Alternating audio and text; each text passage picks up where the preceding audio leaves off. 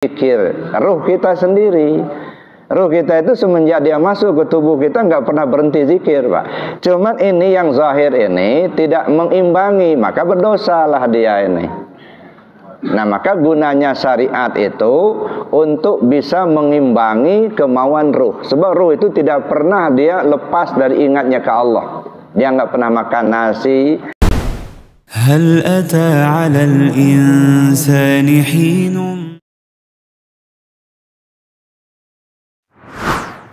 Yang saya hormati Bapak Ketua Porja Limas 38, Bapak Haji Dadang Suwandi beserta Ibu, dan yang saya hormati Bapak Pengurus Masjid Al Jihad, yang saya hormati Bapak Ibu, para penesepuh, Bapak Ibu, para jamaah rahimakumullah. Alhamdulillah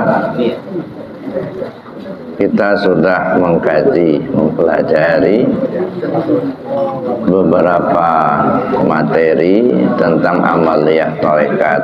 Nah, jadi pada masa sebelumnya kita sudah laksanakan talqin dzikir. Alhamdulillah Porja Limas menjadi sponsor untuk pengembangan TPN di Lampung. Nah, alhamdulillah beberapa masjid kita sudah laksanakan dzikir. Perlu saya sampaikan bahwa zikir dalam Thariqat Qadiriyah Naqsyabandiyah atau zikir dengan kalimat la ilaha illallah ini merupakan kebutuhan semua orang. Jadi kita berharap tidak ada lagi istilah kalau mau zikir ke Arafah gitu. Kan pernah saya dengar begitu di satu tempat, jangan dibawa zikir ini di sini tempat umum. Kalau mau zikir ke Arafah. Nah, mudah-mudahan ke depan tidak kedengaran lagi itu. Ya, kenapa? Karena zikir ini bukan punya Arafah, bukan. Nah, zikir ini kebutuhan semua orang, dan yang memerintahkan kita untuk zikir itu Allah. Ya. Banyak sekali ayat Al-Quran maupun hadis Nabi yang memerintahkan kita untuk melaksanakan zikir. Antara lain Rasulullah mengatakan, jaddidu imanakum bikasrati qawli la ilaha illallah. Perbarui imanmu dengan banyak menyebut kalimat la ilaha illallah.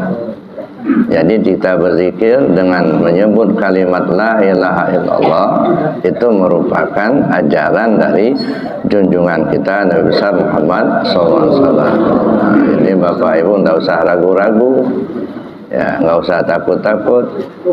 Nah, karena ini pelaksanaan dari ajaran Rasulullah SAW. Jadi yang memang beriman kepada Rasul SAW, salah satu anjuran beliau ya zikir itu. Ya, itu yang pertama. Yang kedua itu banyak ayat Al-Quran yang memang memerintahkan kita untuk zikir. Antara lain Bismillahirrahmanirrahim, wazkurisma rabbika bukratan wa asila. Sebutlah nama Tuhanmu di pagi hari dan di sore hari. Dalam ayat lain Allah jelaskan, wazkur rabbaka fi nafsik tadarruan wa khifatan wa dunal jari minal qawli bil ghudwi wal asal wa la takum minal ghafilin. Sebutlah nama Tuhanmu melalui hatimu dengan rasa rendah diri, rasa takut kepada Allah tanpa bersuara. Nah, jadi nyebutnya pakai hati saja. Bil ghudwi wal asal, pagi, sore, siang, malam, sehat, sakit, lapang, sempit, di darat, di laut, di udara, di mana saja, kapan saja. Wala takum minal ghafilin, kamu jangan sampai lalai. Sedetak jantung, sehembus napas kita tidak ingat Allah, itu namanya lalai. Nah, kita diingatkan oleh Allah, jangan sampai lalai. Nah, kita selalu ingat kepada Allah di mana saja kita berada. Itu yang kedua. Dalam pelaksanaan amaliyah zikir, Bapak Ibu, kita mengenal ada istilahnya tarekat. Jadi di dalam fikih kita mengenal ada mazhab-mazhab, ya. Ada Syafi'i, Hanafi, Hambali, Maliki, itu mazhab-mazhab dalam ilmu fikih. Tetapi di dalam ilmu tasawuf kita mengenal tarekat. Ada tarekat Qadiriyah, ada Naqsabandiyah, ada Qadiriyah Naqsabandiyah, ada Saziliyah, ada Samaniyah, ada Satariyah, dan lain sebagainya, banyak. Ini namanya tarekat.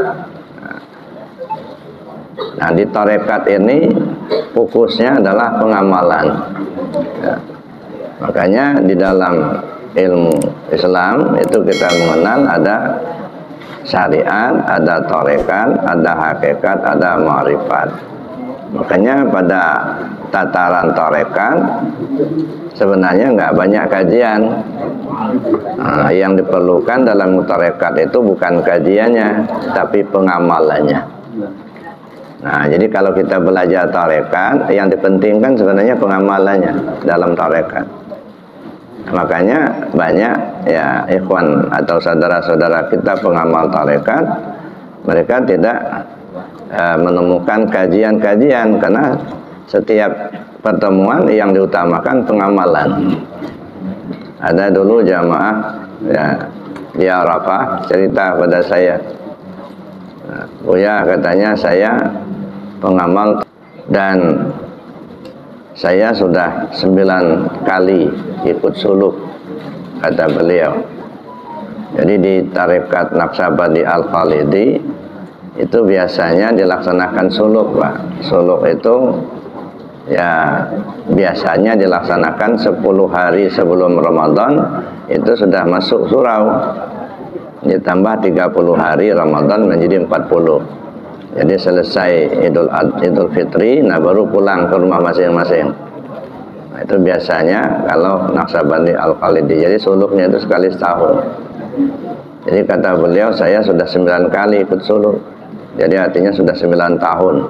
Nah, paling tidak sudah 9 tahun belajar tarekat Naqsabandi. Tapi belum pernah ada kajian seperti ini katanya.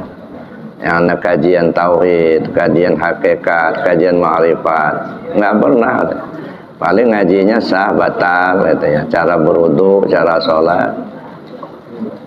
Ya karena memang di dalam amaliyah tarekat yang dipentingkan bukan kajiannya, yang dipentingkan itu adalah pengamalan.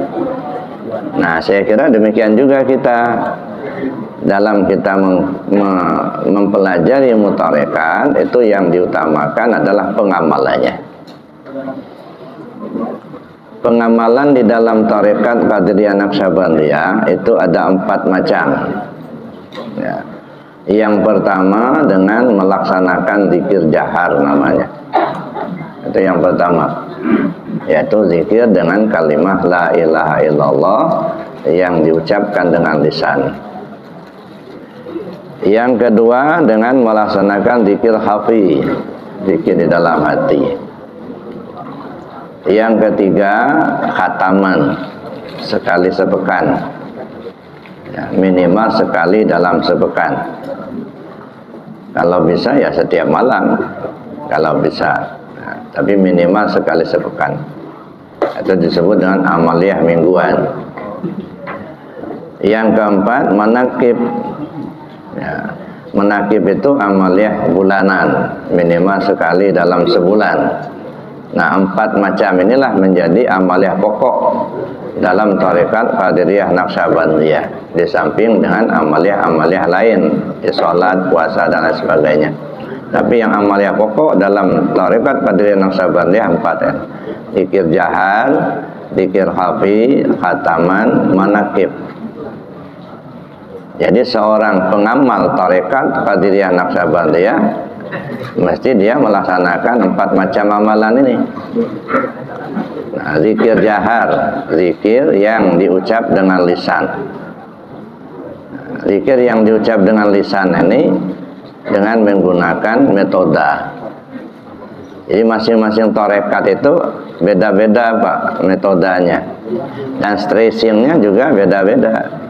Misalnya tarekat Satariyah itu stressingnya di kajian. Nah, kalau kita belajar tarekat Satariyah, setiap pertemuan itu kajian itu yang diutamakan. Ada pengamalan masing-masing. Nah, tapi amaliyahnya tetap zikir dengan kalimat la ilaha illallah. Nah, itu dalam tarekat yang lain, tarekat Naqsabandi misalnya, Naqsabandi Al-Khalidi, yang diutamakan zikir dalam hatinya.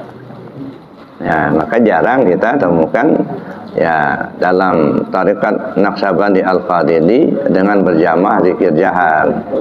Nah, tapi dilaksanakan secara individu. Dan metode zikirnya juga macam-macam. Ya, sesuai dengan apa yang diajarkan oleh gurunya masing-masing.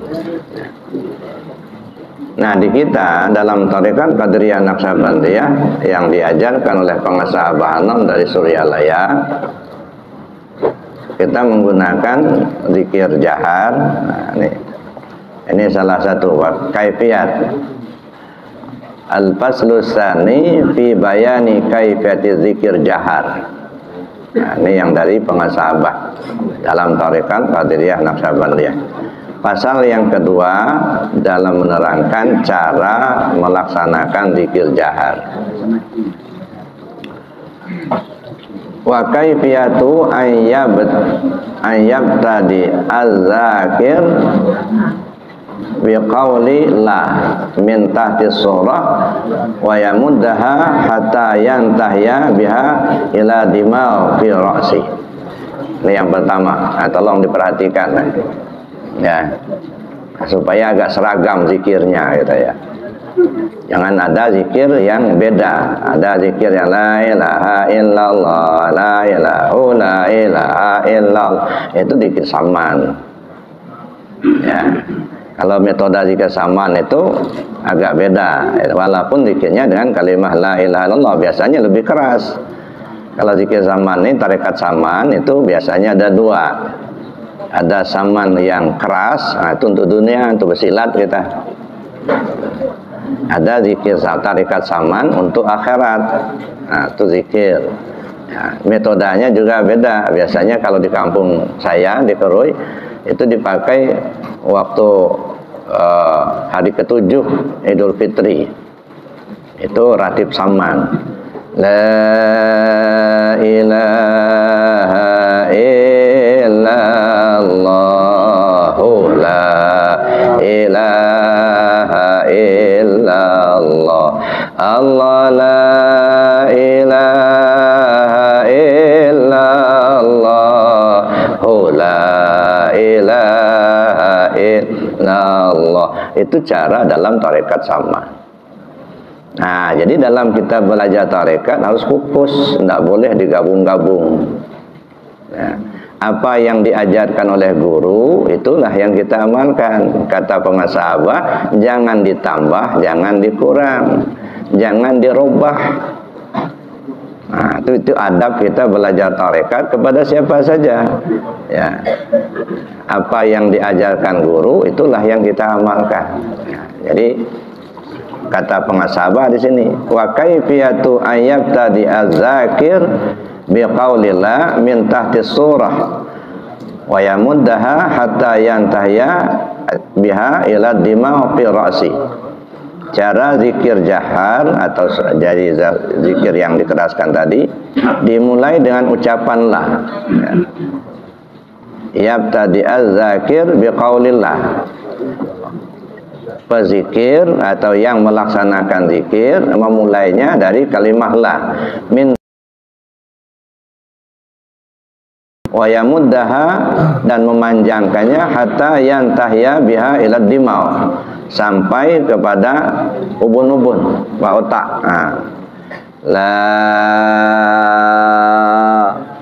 dari bawah pusat. Nah, ini pengertian bawah pusat ini kan dua jari di bawah pusat dalam hal pengamalan. Tapi ketika kita coba pahami, sebagian ulama dari kaki yang paling, dari bumi paling bawah sampai langit paling atas. Itu bahasa kiasannya. Jadi dari bumi paling bawah sampai langit paling atas. Nah, bayangan kita gimana bumi paling bawah itu? Kita belum pernah menyelam ke situ.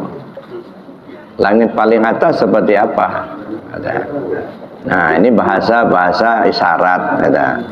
Nah, kalau diri kita ini kita bawa kepada alam shaghir, ini kan alam shaghir, ini miniatur alam kabir, ya.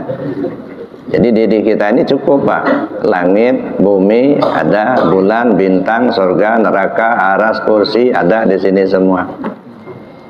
Nah, jadi kalau dikatakan dari bumi paling bawah sampai langit paling atas, artinya dari telapak kaki sampai ke ubun-ubun. Jadi artinya sekujur tubuh lah, nggak ada. Itu dalam kajian. Tapi dalam pengamalan itu dari bawah pusat sampai ke ubun-ubun. Ini kita duduk supaya gampang. Itu kepala diangkat. Jadi bukan hanya mengucapkan kalimatnya saja, tetapi kepalanya diangkat. Jadi dari bawah pusat sampai ke ubun-ubun. Nah, kalau dalam bahasa isyarat itu ya, menutup pintu godaan sebelah depan dan menutup pintu godaan sebelah belakang. Kenapa? Karena iblis sudah berjanji. Ketika iblis itu dulu diberi kutukan oleh Allah, penghuni neraka buat selamanya, ya. Lalu iblis mengajukan usul kepada Allah. Ya, sebagaimana diabadikan Allah dalam Al-Qur'an. Qala fa bima aghwaytani la aqudanna lahum siratakal mustaqim. Tsumma la atiyannahum min baini aydihim wa min khalfihim wa an aymanihim wa an syama'ilihim. Fala tajidu aktsarahum syakirin. Ya Allah, karena Engkau telah mengutuk saya, kata iblis, saya akan goda Adam itu sampai ke anak cucunya hingga hari kiamat.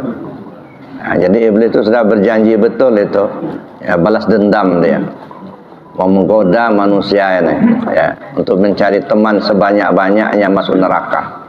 Ya. Saya akan duduk di tengah jalanmu yang lurus itu, jalan Allah. Ya, dimanapun jalan lurus itu iblis nongkrong di situ. La aqudanna lahum siratakal mustaqim. Saya akan nongkrong di jalanmu yang lurus itu. Jadi di mana saja kita menyampaikan kebenaran, itu pasti ada iblisnya. Itu jalan lurus. Ya, udah lurus, sudah benar, kita pasti ada iblisnya. Ya, makanya ada istilah di mana ada Muhammad, di situ ada Abu Jahal. Nah, jadi itu janji iblis. Saya akan duduk di tengah jalanmu yang lurus itu. Nah, kalau dia sudah nongkrong di situ, apa kerjanya? Saya akan goda Adam itu dari depan, dari belakang, dari kanan, dari kiri. Waduh, begitu ya maksimalnya iblis tadi menggunakan segala kemampuannya untuk menggoda manusia ini. La aqudanna lahum siratakal mustaqim tsumma latiyannahum min baini aydihim wa min khalfihim wa an aymanihim wa an syama'ilihim. Saya goda mereka dari depan, dari belakang, dari kanan, dari kiri. Dari depan yang nyata-nyata, jelas-jelas. Udah jelas itu sholat diperintah, masih digoda juga itu. Dari belakang yang enggak jelas, ya. Yang enggak jelas itu artinya yang remang-remang itu. Masih juga digoda. Yang dari kanan, yang jelas haramnya, di situ dia bermain. Yang dari kiri juga begitu. Jadi artinya enggak pernah sepi dari godaan. Kita sudah berbuat baik, masih juga disalahkan. Kita sudah nolong orang, masih juga disalahkan. Apalagi memang berbuat salah gitu. Lagi berbuat baik aja masih disalahkan. Nah, karena iblis itu selalu bermain di mana saja. Nah, jadi tidak heran kita kalau di mana ada kebaikan pasti ada kejelekan. Nah, ya, kita ngajak orang zikir, ada saja yang fitnah, yang tidak senang, gitu ya. Itu wajar lah. Makanya saya bilang tadi di mana ada Muhammad, di situ ada Abu Jahal. Nah, kita tidak pernah bisa menghindar dari itu. Ya sudah, yang penting kita luruskan saja niat. Ya, Yang niat kita untuk beribadah, kita mengajak orang sebanyak-banyaknya untuk mengikuti aturan Allah, ajaran Allah dan Rasul. Udah. Ya. Apabila mereka ngikut, itu bukan keberhasilan kita. Jadi jangan pernah kita merasa berhasil ngajak orang, enggak. Ya. Kalau kita ajak orang untuk taat kepada Allah, mereka ikut, bukan keberhasilan kita, tetapi Allah memberi petunjuk kepada yang bersangkutan. Itu saja. Kalau gagal kita, udah diajak orang zikir, enggak juga mau zikir, jangan frustasi, itu bukan kegagalan, tapi Allah belum mengizinkan mereka untuk ikut. Itu aja. Ya, jadi wa ma alaina illal balaghul mubin. Tugas kami menyampaikan dengan seterang-terangnya, sejelas-jelasnya. Yang ikut atas petunjuk Allah, yang tak ikut karena Allah belum kasih petunjuk. Nah, jadi kita tidak pernah membenci orang yang nggak mau ikut, nggak ada. Kenapa? Ya kita lihat Allah yang berbuat. Nah, oleh karena itu Bapak Ibu yang saya hormati, maka saya bilang, saya ini ibarat menggelindingkan besi berani ke tanah. Kalau memang ada beraninya pasti nempel. Tapi kalau memang nggak ada beraninya, walaupun ribuan kali digelindingkan di tempat itu, nggak ada yang nempel, nggak. Memang nggak ada beraninya. Nah, ya, ibaratnya surat, kalau memang ada alamatnya untuk kita, mesti diantarkan sama orang pos, Pak. Kalau dulu kan masih pakai pos, kalau sekarang kan PWA aja cukup. Artinya kalau dulu kan berkarung-karung kan surat di kantor pos itu, kalau ada alamatnya untuk kita, mesti diantarkan. Tapi kalau memang nggak ada alamat surat untuk kita, Pak, walaupun dibongkar semua karung di kantor pos itu, nggak akan ketemu, memang nggak ada alamatnya. Ya, diajak-ajak juga untuk zikir, nggak akan mau, memang nggak ada bagiannya di situ. Nah, cuman kita tidak boleh berputus asa. Kenapa? Balighu anni walau ayah. Sampaikan dariku walaupun satu ayat. Ya. Jadi Bapak Ibu yang saya hormati, ya, pengamal tarekat Qadiriyah Naqsabandiyah, pertama zikir jahar. Ya, kata pengasabah, ya, ayat betadi az-zakir, bahwa pezikir mengawalinya dengan kalimah la min tahti surah, dari bawah pusat, wa yamuddaha hatta yantahya biha ila dima'u fi ra'si. Dia memanjangkan la-nya sampai ke ubun-ubun di atas kepala. Wa yabtadiya ba'daha bihamzati ilaha.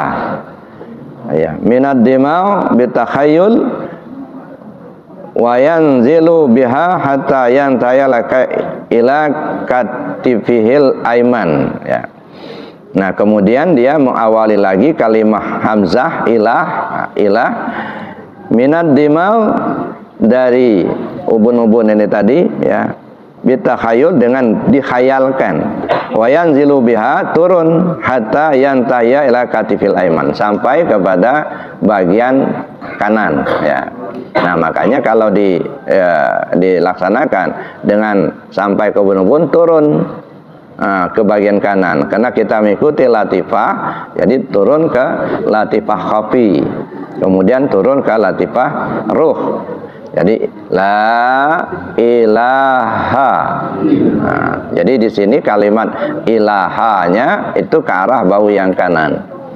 Nah, begitu masuk kepada kalimat illallah, wa yabtadi'u ba'daha bihamzati illallah bitakhayul min katifihil aiman wa yamuddaha bin nuzul kursi sodri hatta yantaya ila qabis sunbari fil janibil aisar ta'tal izamil jambil wadal.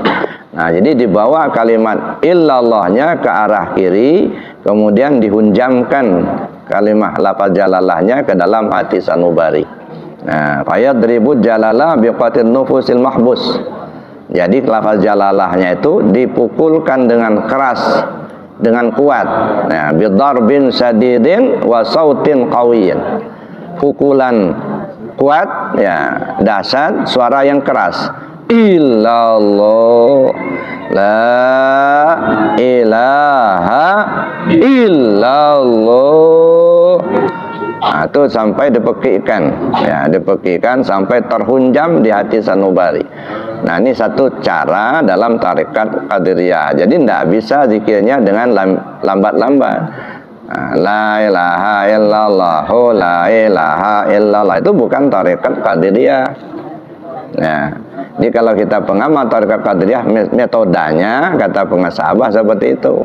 Ya, la ilaha illallah.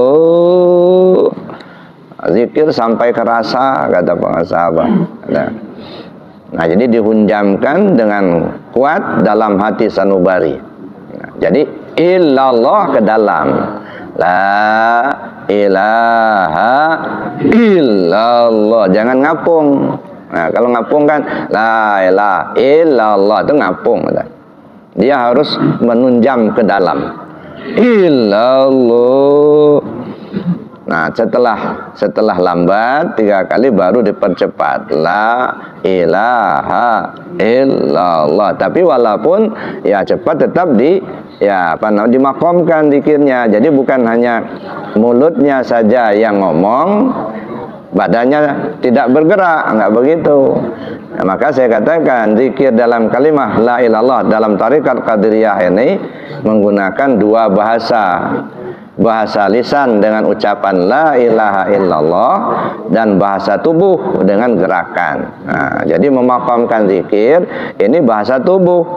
Jadi mulut kita ngomong la ilallah, tubuh kita juga ngomong. Nah, jadi yang ngomong mulut, ya yang berbuat tubuh. Apa maksudnya itu? Dari ucapan sampai ke perbuatan harus kita masukkan ke dalam kalimah la ilaha illallah. Nah, jadi yang dikasih tahu ya tubuh ini, ya la ilallah. Jadi itu tartil, ya dengan tartil dan tidak boleh ditambah, tidak boleh dikurangin kata pengasabah. Tidak boleh dirubah. Nah, ini kita dalam belajar tarekat. Jangan ditambah, jangan dikurangin. Nah, tambah alif atau tambah hamzah, la ilaha illallah itu sudah ada tambahan, tidak boleh. Dia lempang saja, la ilaha illallah, la ilaha illallah. Dan tidak boleh diberi gerigi-gerigi, la ilaha illallah. Enggak usah gerigi-gerigian, lempang aja, la ilaha illallah. Itu satu ya. Jadi Bapak Ibu yang saya hormati, itu tidak boleh ditambah, tidak boleh juga dikurangin, ya, atau ditambah kata seperti la ilaha illallah, la ilaha illallah, tidak boleh. Nah, dia di sini disebutkan oleh pengasabah itu, ya, fayadribul jalala biquwatin nufus al-mahbus ala sauda'il qalbi.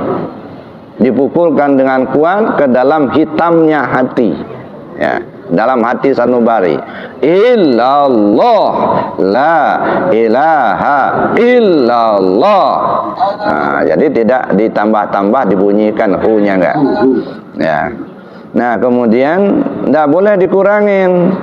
Ya, mungkin asiknya kita berzikir sehingga kita ya kehilangan huruf gitu. Ya, saking kita ya bersemangatnya zikir, cepat pula la loh. Nah, ini nggak ada hurufnya lagi ya nggak sempurna lagi. Nah, pengasabah mengatakan jangan dikurangin. Ya, zikirnya yang tartil, yang sempurna itu la ilaha illallah, la ilaha illallah itu yang sempurna. Jadi jangan dikurang-kurangin hurufnya. Dan tidak boleh juga berubah baris. Nah, kadang-kadang mungkin ada orang berubah barisnya. Orang yang begitu ya silakan saja. Tapi kita yang menerima pembelajaran zikir dari pengasabah, kita ikuti apa yang diajarkan oleh guru, gitu aja. Kita nggak boleh ikut-ikutan dari orang lain. Ada. Nah, jangan dirubah barisnya. Ada kadang-kadang orang berzikir berubah barisnya. La ilaha illallah, la ilaha illallah, la i. Ini lam alif panjang, bukan lam, bukan lai. La ilaha illallah. Nah, itu Bapak Ibu cara kita melaksanakan zikir, ya, zikir jahar ini. Kemudian yang kedua, ya, di samping kita zikir dengan kalimah la ilaha illallah di mulut kita atau di lisan kita, tapi hatinya harus hidup. Jangan sampai hanya mulutnya ngomong la ilaha illallah tapi hatinya mati. Nah, biasanya kalau hatinya tidak hidup dengan zikir, biasanya cepat bosan, Pak. Kadang-kadang ngantuk. Nah, orang sudah bersemangat la ilaha illallah. Nah, yang bersangkutan karena di dalamnya memang nggak hidup, diam ya. Akhirnya ngeler. Nah, jadi di dalamnya harus hidup. Nah, untuk melatih yang di dalam ini supaya hidup, boleh digunakan gerakan tangan. Ya. Nah, ini untuk dalam rangka melatih ini. Tapi kalau sudah terbiasa nggak perlu lagi gerakan tangan.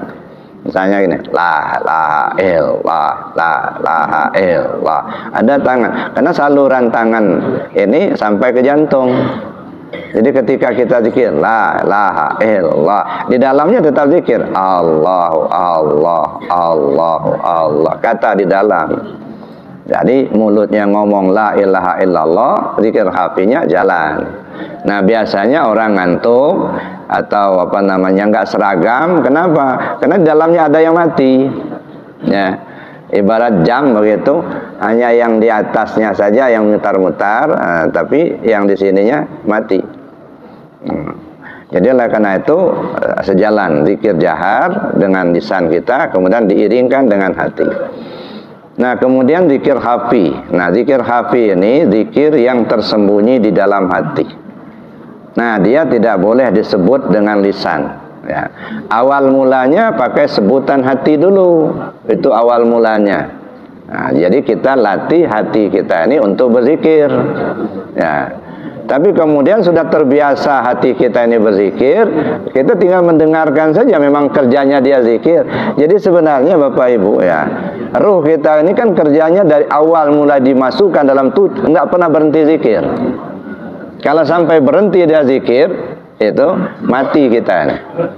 Jadi jantung itu bergetar atau bergerak, itu kalau kita dengar dengan alat yang digunakan oleh medis, ya mungkin kita bisa dak duk dak duk dak duk, hanya itu. Tapi coba dengar dengan telinga batin, bukan dak duk, Allahu Allah Allahu Allah, kata dia dalam jantung itu. Tolong Pak ya, kita ngaji dulu Pak. Kita ngaji dulu Pak ya. Ya, kita ngaji dulu, nanti kita ngobrol panjang. Ya, sebab apa yang saya sampaikan nanti nggak terpahami gitu. Nah, karena ada yang bicara, ada yang ngobrol juga katanya. Nah, jadi kita ini ngaji untuk paham, untuk kita amalkan. Jadi bukan hanya sekedar datang, makan kue, minum kopi, enggak gitu. Kalanya itu di rumah aja cukup katanya. Nah, jadi Bapak Ibu yang saya hormati, nah, zikir kita di dalam hati itu tidak boleh disuarakan dengan lisan. Wazkur rabbaka fi nafsik, sebut nama Tuhan pakai hati. Awal mulanya kita paksakan dulu Allahu Allah. Kenapa? Karena mengimbangi zikir ruh kita sendiri. Ruh kita itu semenjak dia masuk ke tubuh kita nggak pernah berhenti zikir, Pak. Cuman ini yang zahir ini tidak mengimbangi, maka berdosalah dia ini. Nah, maka gunanya syariat itu untuk bisa mengimbangi kemauan ruh. Sebab ruh itu tidak pernah dia lepas dari ingatnya ke Allah. Dia nggak pernah makan nasi, dia nggak butuh duit, nggak butuh apa namanya mobil, nggak. Ruh itu yang dibutuhkannya cuma hanya ingat Allah, audiensi dengan Allah, itu saja. Makanya tidak pernah berhenti dia berzikir. Ya, hati kita ini. Cuman kalau nggak dibaringi dengan jasad, nah jasad ini berdosa. Nah, maka diadakanlah syariat itu supaya dia bisa mengimbangi ruh kita ini. Maka ada istilah teguh ruh titipan Allah, angkat ruh kepada jasad. Nah, kalau sekarang ini kan masih angkat ruh kepada jasad. Kenapa? Karena ruh kita berada yang mengikuti jasad. Nah, tapi ketika jasad sudah mampu mengimbangi apa maunya ruh, bisa saja angkat jasad kepada ruh. Nah, beda lagi itu. Kalau sudah angkat jasad kepada ruh jasad kita mengikut maunya ruh. Ya, bahasa yang sederhana saja, kita lagi nyenyak tidur, ruh kita kepingin sholat, jasad kita bangun ya. Kena ngikuti maunya ruh. Tapi ketika jasadnya belum bisa mengikuti maunya ruh, ruhnya kita mau sholat malam, jasad kita tergolek aja, ngorok juga, akhirnya karena nggak bisa nahan lagi siru tadi, ujung-ujungnya mimpi sholat. Iya. Nah, ini gimana? Jasad nggak bisa diajak kompromi. Ya, siru kita kepingin sholat, kita golek aja. Udah dikasih tahu masih juga, gitu ya. Udah. Nah, tapi kena ruh tadi nggak bisa berbuat apa-apa, dia lagi terkurung. Ya, ini kan ruh kita terkubur. Maka saya bilang ini jasad ini kan kuburan, ya, kuburan kita. Nah, kuburan berjalan. Nah, inilah jasad kita ini. Jadi Bapak Ibu yang saya hormati, nah begitu kita sudah terbiasa zikir khafi tadi, nah kita tinggal mendengarkan saja. Cobalah perhatikan kalau sudah terbiasa gitu ya, ngedengarin aja dia zikir, karena ini sudah mulai nyambung, sinyalnya sudah nyambung begitu antara zahir dan batin. Nah kalau belum nyambung sinyalnya ya lain yang maunya jasad, lain pula maunya ruh kita. Nah tapi kalau sudah tersambung gitu, akhirnya terbawa-bawa gitu ya. Nah, jadi oleh karena itu Bapak Ibu yang saya hormati, zikir di dalam hati itu dirasakan. Nah, gampang aja sebenarnya ya. Kalau kita perhatikan, ngikuti gerakan jantung, nadi. Nah, pegang nadi di sini. Nah, itulah tasbih yang tak pernah putus itu, Pak. Kalau yang tasbih yang pakai apa namanya, yang pakai benang itu gampang putusnya. Nah, tapi kalau tasbihnya di dalam itu nggak pernah putus itu. Nah, ya, ikuti saja gerakan jantung, nadi kita akan terus menerus, tidak pernah putus-putus. Nah, kalau sudah terbiasa itu yang zikir terus menerus, tak putus-putus. Nah, kita ini kan masih putus-putus, kenapa? Karena belum terbiasa, satu. Yang kedua, karena yang kita ingat itu baru sebatas nama, belum mampu kita mengingat yang punya nama. Nah, kalau kita sudah mengingat yang punya nama, ya salah masuk terus menerus, tak putus-putus lagi. Nah, kemudian ya, yang ketiga itu khataman dalam tarekat Qadiriyah Naqsabandiyah. Khataman ini bisa dilaksanakan sendirian, bisa dilaksanakan berjamaah. Nah, makanya sebaiknya ya ditetapkan waktunya. Kalau satu majelis misalnya, apakah setiap malam Jumat, apa setiap malam Sabtu, setiap malam Minggu umpama begitu. Nah, itu melaksanakan khataman. Nah, kalau di Arafah dulu ya waktu masih di Gunung Sulah, kita gunakan waktu maghrib berjamaah, khataman sampai isya, minimal sekali seminggu gitu ya. Nah, supaya apa? Supaya terbiasa. Kalau nggak sempat berjamaah sendirian, terserah kita, apa setelah sholat subuh, apa setelah sholat maghrib, itulah tambahan amaliyah. Nah, kemudian yang keempat manakib. Jadi manakib ini kan amaliyah ilmiah. Jadi ada amaliyahnya, ada ilmiahnya. Ya, kenapa? Karena di situ ada ceramahnya juga. Itu maka manakib yang sudah disusun sedemikian rupa oleh pengesabah. Jadi manakib ini banyak metodenya, Pak. Ada manakib, saya pernah ikut manakib itu semalam suntuk, Pak. Membaca sebuah buku sampai selesai, mulai dari maghrib sampai subuh. Nah, enggak tiduran itu. Ada seperti itu. Yang sanggup tapi sekali setahun kata ya. Nah, kalau kita enggak sekali sebulan dengan metode-metode yang sudah dirancang oleh pengasabah seperti manqabah, tidak perlu satu buku, cukup satu manqabah saja yang kita baca. Nah, ketika kita mendengar manqabah, mesti kita pahami dengan bahasa hakikat, Pak. Nah, seringkali enggak nyambung itu kenapa? Karena kita pahami dengan bahasa syariat. Nah, apa contohnya? Misalnya ketika Sultan Aulia menghidupkan orang mati, qum biizni, bangun dengan izinku. Nah, kemana arahnya ini sebenarnya? Nah, ini Sultan Aulia mengajarkan kepada kita untuk menampilkan Rabbani. Nah, qum biizni, bangun dengan izinku, menghilangkan adanya kehambaan untuk kita masuk dalam isbat ketuhanan. Nah, banyak lagi. Nah, seperti Sultan Aulia itu berziarah ke makam Rasul, beliau berdiri selama 40 hari 40 malam. Nah, itu bukan berdiri, jangan dipaham berdiri dengan kaki begini. Ya, 40 malam berdiri begitu, kapan dia makan gitu. Nah, berdiri itu ada pemahaman bahwa berdiri keyakinan, ya. Istiqamah atau riyadhah. Nah, selama 40 malam kita laksanakan riyadhah, mengikuti petunjuk dari junjungan kita Nabi besar Muhammad sallallahu alaihi wasallam. Nah, banyak lagi isyarat-isyarat yang lain. Nah, kalau aurat muridku tersingkap, tanganku yang akan menutupnya. Apa maksudnya itu? Nah, perlu kita kaji secara hakikat. Makanya ketika kita mendengar ada manqabah, perlu kita pahami dengan bahasa hakikat. Jangan hanya kita memahami dengan bahasa syariat. Nanti nggak nyambung nanti. Kenapa manqabah itu walaupun dia sifat cerita, tapi itu adalah pelajaran untuk kita. Ya, pelajaran semua itu pelajaran dalam ilmu hakikat. Ya, mudah-mudahan kita diberi petunjuk oleh Allah Subhanahu wa taala. Amin Allahumma amin. Bapak Ibu yang saya hormati, yang keempat tadi menakib ya. Insyaallah Purjalimas sudah punya pusat. Ya. Insyaallah di ya rumah Pak Ketua nanti akan ada menakib di situ. Jadi menakib Purjalimas bisa ngumpul di sana. Nah, kalau nggak muat di Purjalimas ke Arafah nanti. Nah, ya. Jadi bisa agak lebar juga gitu ya. Ya, jadi Bapak Ibu yang saya hormati, saya kira demikian dulu materinya, mungkin bisa kita diskusikan selanjutnya. Terima kasih. Ya. Terima kasih Ustaz. Selanjutnya kita jawab, mungkin ada yang lain bertanya. Assalamualaikum warahmatullahi wabarakatuh. Waalaikumsalam warahmatullahi wabarakatuh. Syukur alhamdulillah Buya dan kita semua, kita bisa duduk bersama di dalam majelis ilmi yang luar biasa ini.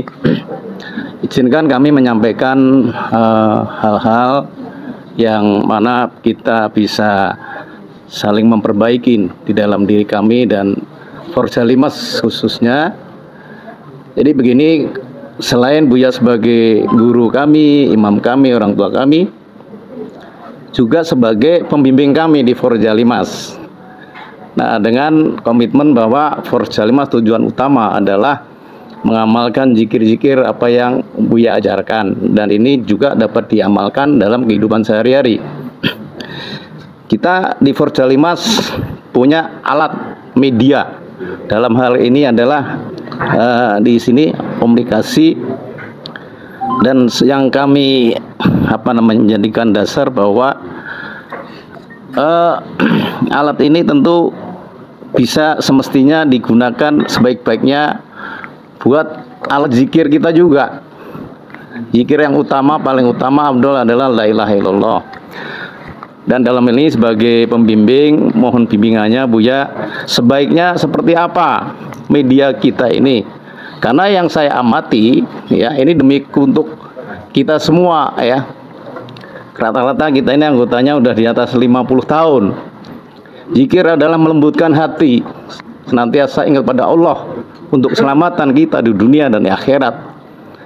Dan di sini kami amati masih adanya tayangan yang justru kontraproduktif dengan apa yang kita cari dan kita raih, dengan kekerasan, kesadisan, kengerian.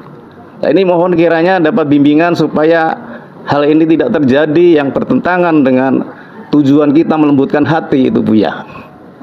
Ya, ada adegan-adegan penyiksaan kita tayangkan. Ada adegan yang orang kebakaran, sakaratul maut jadi tontonan.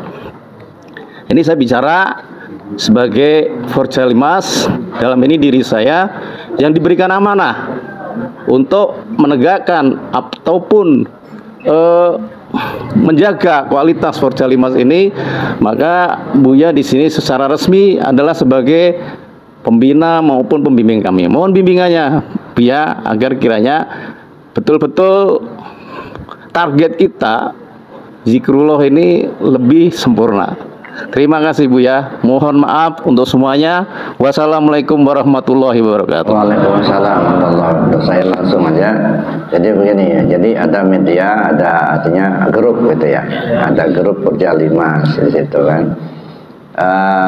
Tujuan kita untuk zikir ini tidak ada lain kecuali ingin kembali kepada Allah dengan selamat. Nah, itu aja. Jadi kita tidak ingin jadi pendekar, tidak ingin jadi dukun, enggak. Nah, jadi nanti jangan sampai nanti salah persepsi belajar tarekat supaya bisa jadi dukun, nah, bisa ngobati orang. Enggak, itu arahnya. Atau kita belajar tarekat itu supaya ya uang kita banyak, jabatan kita naik, itu enggak kesana arahnya. Saya hanya nyarankan satu, jangan lepas dari ilahi anta maksudi. Nah itu aja. Ilahi anta maksudi, ya Allah kau yang kutuju, nuju Allah. Nah, makanya dilanjutkan waridho kamatlubi, ridhamu yang kuharapkan. Nah, kena ridho Allah yang kita aja, artinya apapun posisi kita yang ditetapkan Allah, ikhlas kita nerima, karena itu yang kita minta. Ya, Allah ridho di situ. Umpamanya kita sudah belajar zikir malah non-job, itulah ridho Allah. Nah, jangan menggerutu pula kita. Semenjak saya belajar zikir ini kok seret benar rezeki saya. Nah, itu salah kaprah itu ya. Nah, itulah ridho Allah gitu ya. Jadi artinya kita mengharapkan ridho karena kita menuju Allah. Dalam kita hal memanage hati kita dalam menuju Allah. Nah, kita ya ibarat tanaman, kita pupuk, kita pagar kan begitu. Nah, kita pakai kita sendiri yang magarnya. Nah, kira-kira yang akan menyimpang, nah, nggak usah kita dekati kan gitu. Orang berjudi misalnya jangan pula kita nguping-nguping pula gitu. Nah, misalnya seperti itu, kita pupuk, kita banyakkan amalan-amalan.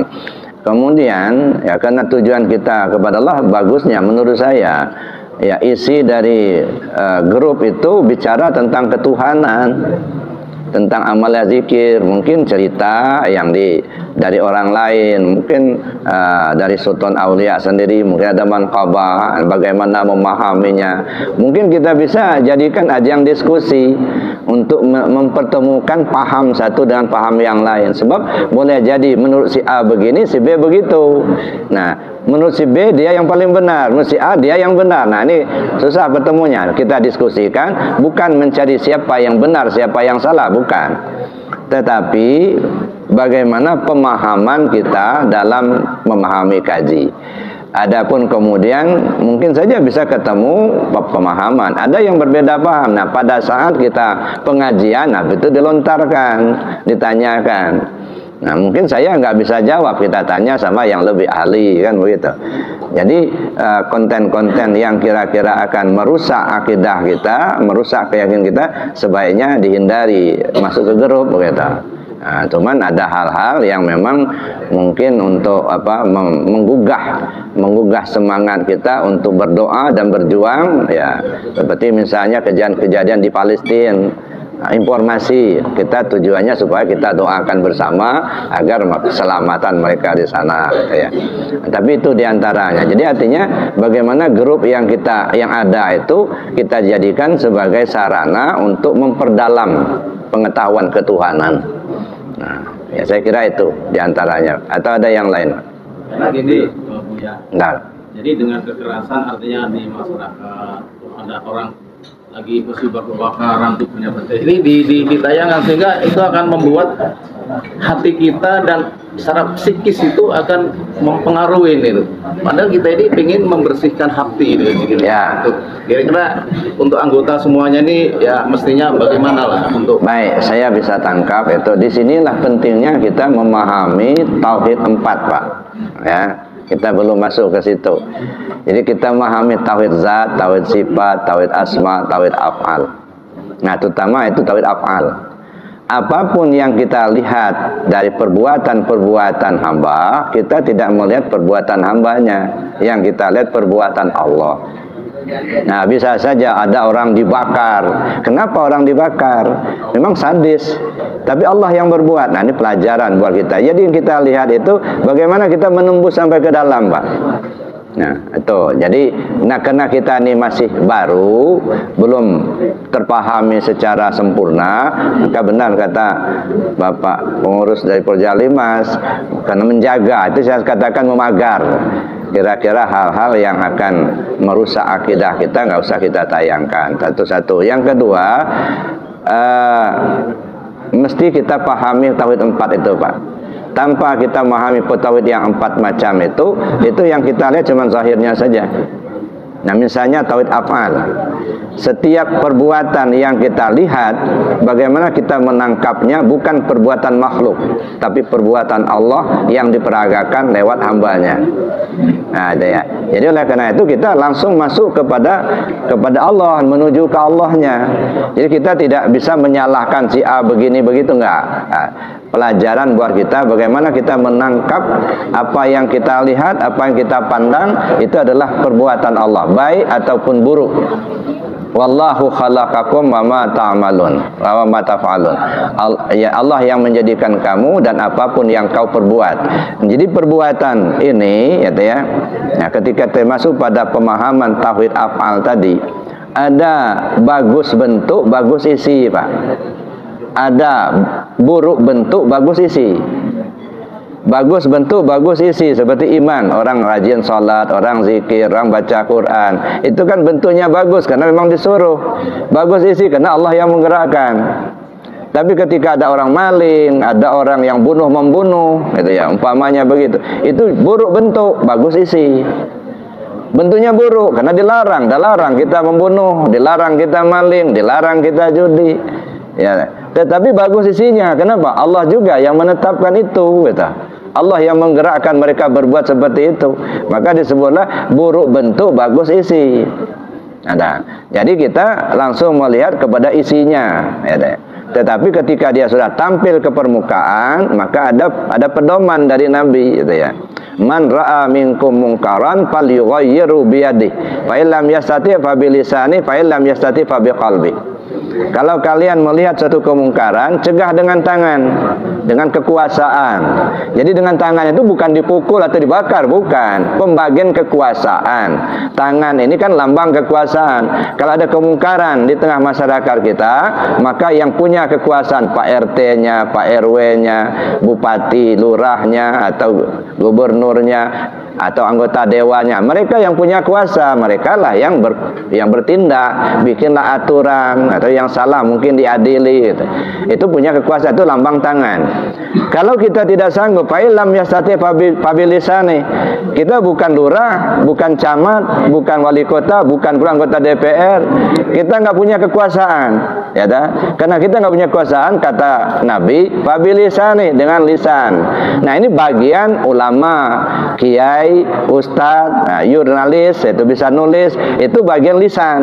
Jadi pembagian kekuasaan. Jadi bukan dalam artian kita berbuat semaunya, kita melanggar hukum, tidak begitu.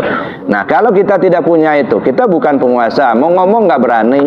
Ya, kita kiai bukan, jurnalis bukan juga. Ya sudah, fabi qalbi, dengan hati. Jangan ikut-ikutan.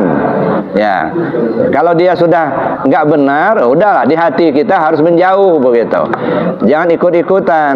Nah, kadang-kadang kan kita ikut-ikutan karena kepentingan, Pak. Nah, karena kepentingan ikut-ikutan, udah jelas salah dia.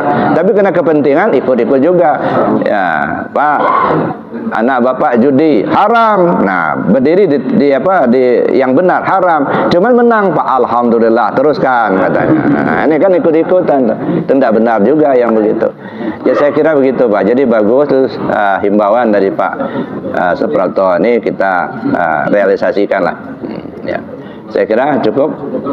Ya, baik Bapak Ibu, karena waktu sangat terbatas, saya kira mungkin yang ada mau tugas, kita tutup dengan doa dan kafarat majelis. Bismillahirrahmanirrahim. Allahumma inni astaudi'uka ma 'allamtani wardudu ilayya inda hajati wa la tansani ya rabbal alamin. Subhanakallahumma wa bihamdika asyhadu an la ilaha illa anta astaghfiruka wa atubu ilaik. Assalamualaikum warahmatullahi wabarakatuh.